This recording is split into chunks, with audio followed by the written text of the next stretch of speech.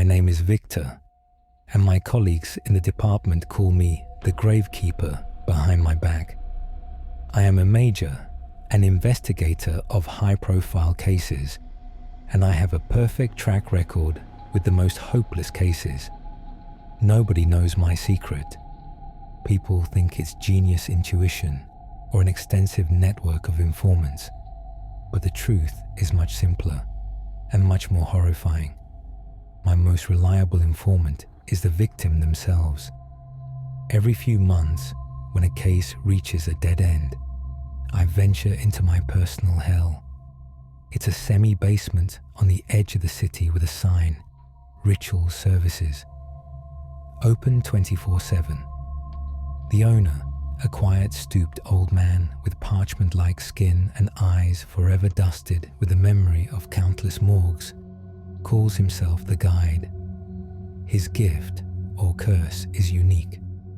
He can bring a dead person's soul back into their cold body for a few minutes. Not to revive them, no. It's a monstrous seance, where the deceased becomes a medium for the final, most powerful memory, the memory of death itself. That's enough for the dead hand to write a name or point to a photograph of the killer. The procedure is vile. We do it at night in the city morgue, among the cold tiled walls and the smell of formalin.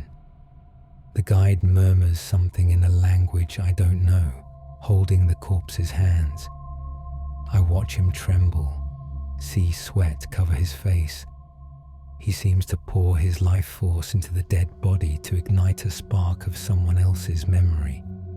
And then the dead man's finger twitches. I hate it. I hate those waxy, deathly faces that for a moment take on a semblance of consciousness. I hate the old Guide, who does it for money to pay for his sick wife. But most of all, I hate myself for repeatedly making this deal with devilry just to tick a box in my report. Every solved case leaves a new layer of icy sludge on my soul. This time, the case involved a 45-year-old accountant named Michael. Quiet, unremarkable man, found in his apartment with a knife in his back. No break-ins, no witnesses, no motives. A classic cold case. After 2 months of fruitless searching, I realized it was time to call the Guide. We met at the morgue at 2 a.m. Michael's body lay on the metal table under a dim lamp. An ordinary man, balding, with a soft, weak chin. A victim. "He's ready," whispered the Guide, his hands already trembling. "Background is quiet. Lived dull, died fast. Shouldn't be any problems," he began his muttering. I prepared the tablet with photos of suspects, mainly Michael's colleagues and neighbors. The air in the morgue grew colder. The lamp above flickered. I saw a faint ripple across the corpse's skin. The finger twitched. The process had begun. "Michael," I said softly, clearly, as if at an interrogation. "Who did this? Show me." The dead man's finger slowly rose, but it didn't point to the tablet. It bent, then straightened, and then the man's eyes on the table opened. I had seen this dozens of times, but always empty, glassy eyes staring into nothingness. These eyes looked at me, meaningfully, with astonishment, and then with greedy, all-consuming delight. "I am," croaked the body. It was not a whisper of the dead. It was the voice of someone taking their first breath after long suffocation. The Guide recoiled from the table, his face contorted with horror. No, it shouldn't be. Connection severed. I can't feel him. He's himself." The revived man sat on the table. Movements were sharp, awkward, like a broken marionette, but full of strength. He looked at his hands, then at me. There was no anger, no desire for revenge.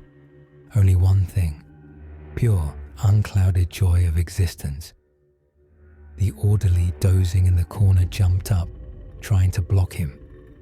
Michael flung him aside with such force he slammed into the wall. He was not a zombie from a movie. He was a man returned from oblivion, and he desperately did not want to go back. He jumped off the table. Only a thin sheet covered him. He moved toward the exit. "Stop!" I shouted, drawing my pistol. He turned, smiled at me, and in that smile of a rotting, deathly pale face was so much life that a chill ran down my spine. "Thank you, Major," he said, and with a shoulder, he smashed the metal morgue door. I ran after him, but outside was only a dark, rainy night. He vanished. I was left alone with the catastrophe. I couldn't tell anyone. Announce a man resurrected from the dead? I'd be fired that day and sent to an asylum. I had created this problem, and I alone had to solve it. I had to figure out where he would go. What does a person literally risen from the dead want? Revenge? Hardly. There was no revenge in his eyes, only life. I began digging. Not the murder case, but Michael's life. And the more I learned, the more I understood why he didn't want to leave. His life had been as lifeless as the morgue he escaped from. Hated job, debts, a bitter divorce that prevented him from seeing his daughter. His apartment filled with bottles and antidepressants. I found his diary, a chronicle of total hopeless solitude and regrets. If I could play it all over, he wrote a week before his death, I'd just go to the park, look at the trees, buy Masha that silly ice cream she loved. I'd just live. He didn't seek revenge. He sought to make up for lost time. Messages began appearing the next day. The man in the hospital sheet, barefoot, tried to buy flowers at a night stall. Then he was seen in the amusement park, just standing in the rain, staring at the rusty carousel. He was not dangerous. A ghost, trying to touch the world he had despised in life. I realized where he would go. The only thing that mattered, his daughter, Masha. I found the address. Old 9-story building on the outskirts. I sat in the car for hours watching the entrance. I didn't know what to do. Shoot him? And what if the bullet didn't stop him? Talk? What could you say to a man who should have been in the morgue for an hour already? He appeared after midnight, found some old tattered clothes, moved slowly. His body already began changing. Skin darkened. Movements became stiffer. He was like a clock winding down. He didn't ring the buzzer, just stood under the 7th floor window, looking up at the glowing window, his daughter's window. I stepped out of the car and approached him. "Michael." He slowly turned. Smell. A sweet, nauseating odor of decay came from him, but he smiled at me. "I just want to look, Major. Just a peek. She's grown up. You can't be here. Come with me." "Where?" He grinned, part of his lip fallen away, revealing grey gums. "Back. To nothing. You can't imagine how it is there. No colours, no sound, no pain. Just nothing. And here, even the rain smells. I won't go back." I saw desperate determination in his eyes. "I want to see her. One last time. That's all. I give you the word. Of the dead." And I believed him. I don't know why. Maybe because in his request there was no madness, only some higher, final logic. "To the apartment," I said. "Quickly." We went up to the 7th floor. I made him stand in a dark corner.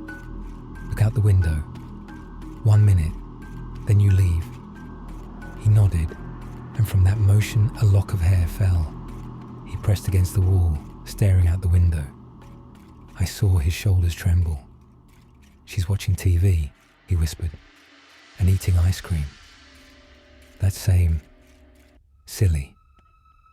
A dark, viscous tear ran down his dead cheek. He watched for another 30 seconds, then stepped away from the window. His eyes no longer held that greedy zest for life. Only infinite serenity remained.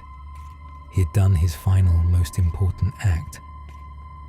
"Thank you," he said, and the light in his eyes went out. Just click, like a light switched off.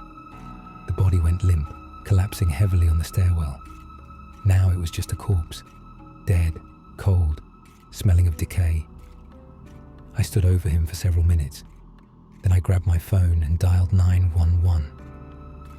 Major Victor, body of a missing man located. Address. I didn't wait for the patrol. I went downstairs and drove home. All the way, I thought about how Michael got what he wanted. And what did I get? Another solved tick mark, and knowledge that made me want to howl. Back in my empty apartment, I poured a full glass of whiskey. Then I grabbed my phone, found the guide's number, and without hesitation, deleted it. Forever.